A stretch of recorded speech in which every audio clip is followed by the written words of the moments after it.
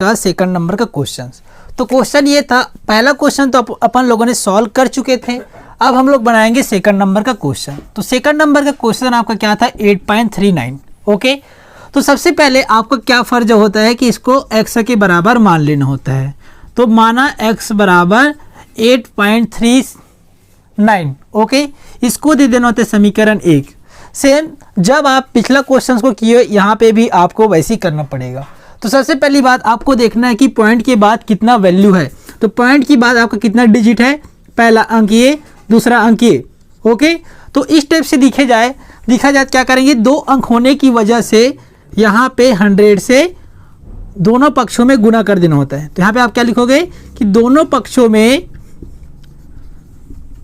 100 से गुना करने पर। ओके, क्योंकि इस क्वेश्चन को समझना जरूरी है और इसके ऊपर में आपको क्या लगा है, बार लगा है। तो ध्यान से देखिए, अगर यहाँ पे एक और नया डिजिट होता, मान के चलो 4, तो यहाँ पे आपका क्या हो जाता है, 1000 से मल्टीप्लाई कर देते। लेकिन यहाँ पे आपके पास पॉइंट के बाद दो वैल्यू है, 2 डिजिट है, इस वजह से आप 100 से मल्टीप्लाई कर दोगे। तो यहाँ पे लिखना, तो समीकरण 1 में लिखना, किसमें, समीकरण 1 में दोनों पक्षों में 100 से गुना करने पर। तो यहाँ पे आप लिख दो। ओके, और इधर भी क्या करेंगे, 8.39 इंटू 100, और यहाँ पे आपका क्या लगा है, बार लगा है। क्लियर, समझ में आ गया। तो देखिए, तो यहाँ पे आपका क्या हो जाएगा, 100x हो जाएगा। क्लियर, अब यहाँ पे आपके पास क्या, 8.39 बार इंटू 100 करेंगे तो यहाँ पे आपके पास 2 डिजिट है, और इधर का 2 डिजिट इधर जा किस में हो जाएगा, 839 कहलाएगा। और यहाँ पे आपके पास क्या डल जाएगा, पॉइंट। मैं बताया था कि जब अगर बार हो तो यहाँ पे जो वैल्यू बार में उसको लिख दिया जाता है। ये दोनों वैल्यू आने के बावजूद भी इसको ऐसा लिख दिया जाता है। क्लियर, तो यहाँ पे 100 से मल्टीप्लाई करें तो आपको क्या मिला, 839.39 की बार। ठीक है, तो इसको दे दो आप समीकरण 2 दे दो। क्लियर, इसके बाद आते हैं, क्या करना होता है कि समीकरण 1 और 2 इन दोनों की सहायता से समीकरण 2 ऋण समीकरण 1 करना पड़ता है। क्लियर, मैं बताया था। तो देखो समीकरण 2 में आपके पास क्या है, 100x है, उसके बाद उसके इस साइड को देखो क्या है, x, और घटा रहे हैं तो यहाँ पे आपको क्या लग जाएगा, माइनस लग जाएगा। और यहाँ पे आपके पास क्या है, x, तो यहाँ पे अपन लोग क्या लिख देंगे, x लिख देंगे। सेम जो आप पिछला क्वेश्चन किए थे, सेम ये वाला क्वेश्चन भी वैसे ही बनेगा। और मैं बताया था इसके सामने कुछ नहीं होता, मतलब 1 होता है। क्लियर, तो देखो समीकरण 2 का पहले लिखो, क्या दिया है, 839.39 की बार। उसके बाद घटाना होता है तो माइनस लगा दो।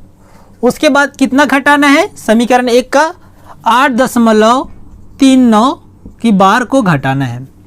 क्लियर, तो देखो जब आप घटाओगे कितने को, 839 में 39 बार को किसके साथ, 8.39 बार में, तो यहाँ पे 9 9 0 3 3 0, 9 में 8 1, और ये 3 और ये 8। तो सीधी बात है, जब इन दोनों को घटाओगे तो यहाँ पे आपको कितना मिल जाएगा, 831.00। और इस पॉइंट को 0 अगर मिलता है पॉइंट के बाद तो उसको लिखने की ज़रूरत नहीं होता। तो देखो जब आप 100 में 1 माइनस करोगे तो पता है आपको क्या मिलता है, 99x।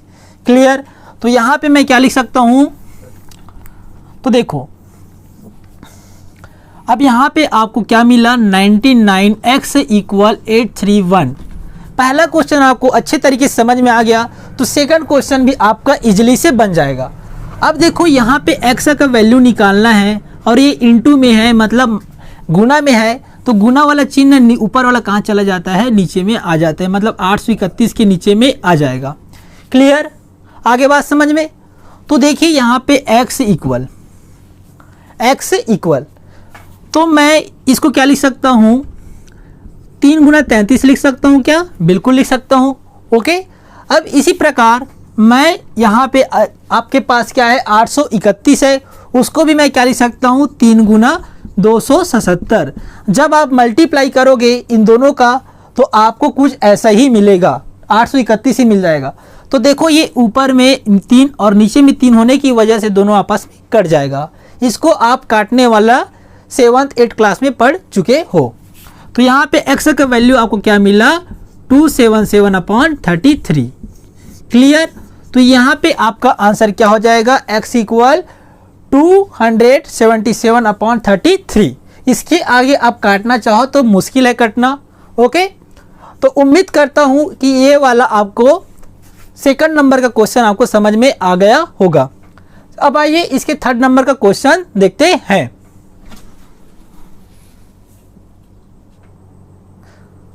तो अब बात करते हैं इसके जो थर्ड नंबर की क्वेश्चंस को। ओके, तो थर्ड नंबर की क्वेश्चंस को आप थोड़ा गौर से देखना, क्योंकि यहाँ पे सामने में बार नहीं लगा है, ओनली ऑन लास्ट वाला डिजिट में आपका क्या लगा है बार, यानी लास्ट वाला अंक में आपका क्या लगा है बार लगा है।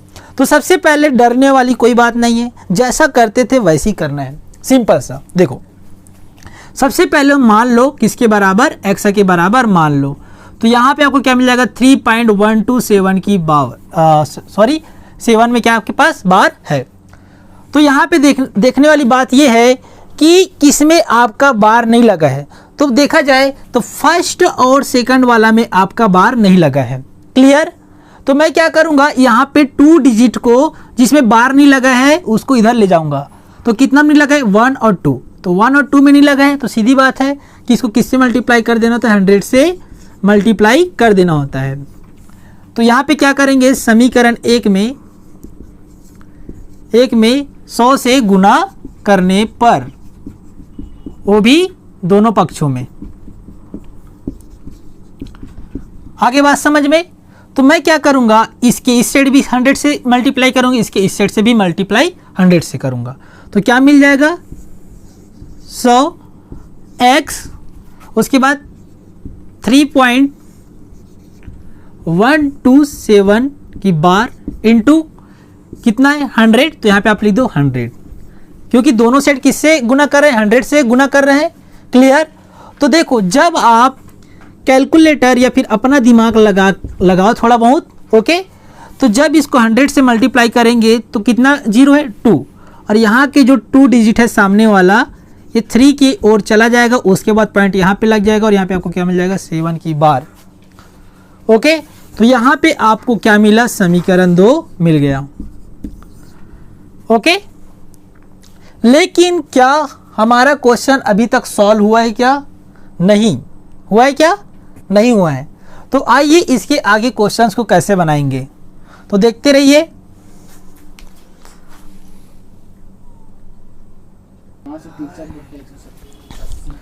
तो यहाँ तक आपको समझ में आ गया होगा। इसके बाद क्या करेंगे, तो ध्यान से देखिए। तो ध्यान से ये देखिए, यहाँ पे भी आपके पास बार लगा है। क्लियर। तो इसको भी अपन लोगों को क्या करना है, कितने पॉइंट के बाद कितना डिजिट है 1। तो सीधी बात है इस समीकरण 2 को क्या करना, समीकरण 2 को 10 से, क्योंकि पॉइंट के बाद कितना वैल्यू है, एक ही वैल्यू है। तो अगर 2 वैल्यू होता तो 100 से भाग गुना करते, अगर 3 होता तो 1000 से। ये चीज़ आपको बताया था। तो यहाँ पे पॉइंट के बाद एक वैल्यू है, तो सीधी बात इसको 10 से क्या करेंगे, गुना करेंगे। किसको, समीकरण 2 को। ठीक है। तो देखो समीकरण के दोनों पक्षों में, तो सबसे पहले 10 लिख दो इधर, और इधर भी क्या लिखो 100x। क्लियर।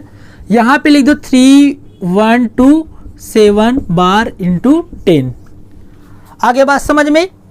तो देखो जब 10 का गुना 100 से करेंगे तो यहाँ पे आपको 1000x मिल जाएगा।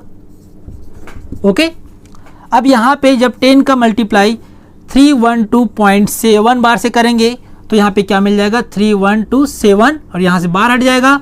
उसके बाद पॉइंट बार लगा रहता है, तो बार वाले को एक बार फिर पॉइंट के साथ लिख देना होता है। समझ में आ गया।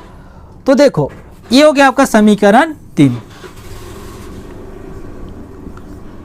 अब यहाँ पे आपको समीकरण 1 और 2 को नहीं घटाना है, आपको समीकरण 3 और 2 को घटाना है।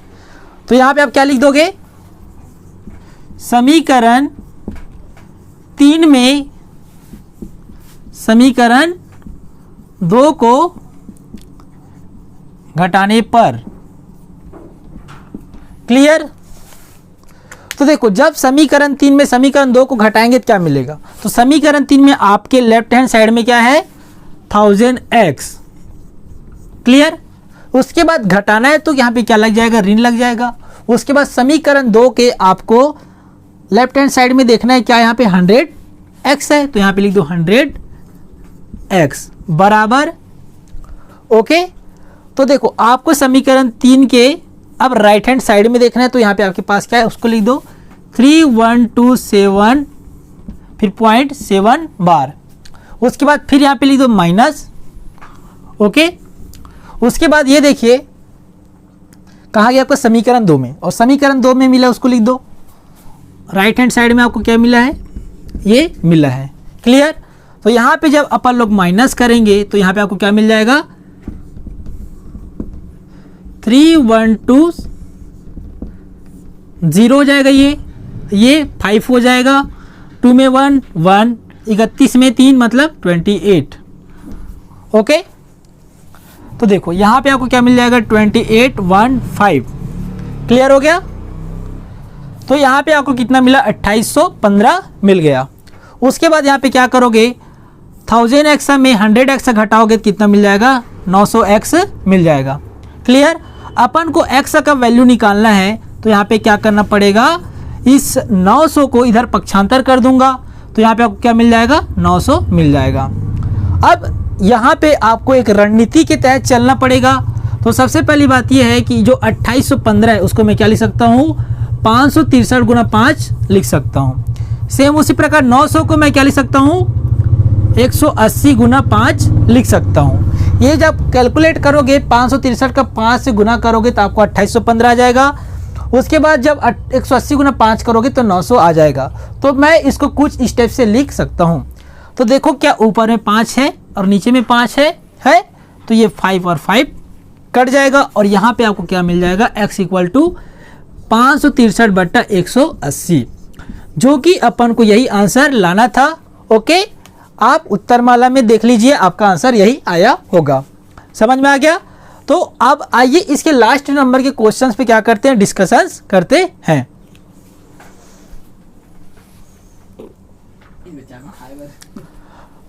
अब देखते हैं इसके लास्ट नंबर का क्वेश्चन 4th नंबर का, बहुत मोस्ट एमपी है। जैसा पिछले 2 क्वेश्चंस को किए थे मतलब पहला और सेकंड का सेम वैसे ही करना है। तो सबसे पहले इसको x के बराबर मान लो जैसे मानते थे, मान लिए, और यहाँ पे क्या लगा है बार, तो बार लगाना ना भूले। इसको दे दो समीकरण 1। अब देखना है क्या तीनों में बार लगा है। तो क्या करेंगे, तीनों में बार लगा है तो सबसे पहले गिनती करो कितना है 1 2 3, दशमलव के बाद कितना अंक है आपका 3। तो सीधी बात है इसको किससे गुना कर देना है दोनों पक्षों में। तो यहाँ पे लिखना कि समीकरण 1 में दोनों पक्षों पे किससे 1 लिखो, कितना अंक है 1 2 3, तो उतने हिसाब से 0 डाल दो, 3 0 डाल दिए, ओके। से गुना करने पर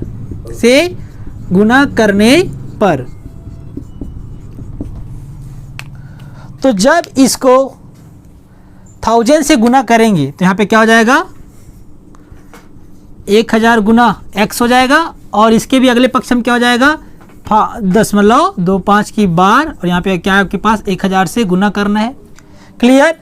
तो जब इसको 1000 से गुना करेंगे तो क्या मिल जाएगा 1000x मिल जाएगा। अब कितना डिजिट है इधर 3, इधर भी कितना डिजिट है पॉइंट के बाद 3, तो इसको मैं क्या लिख दूंगा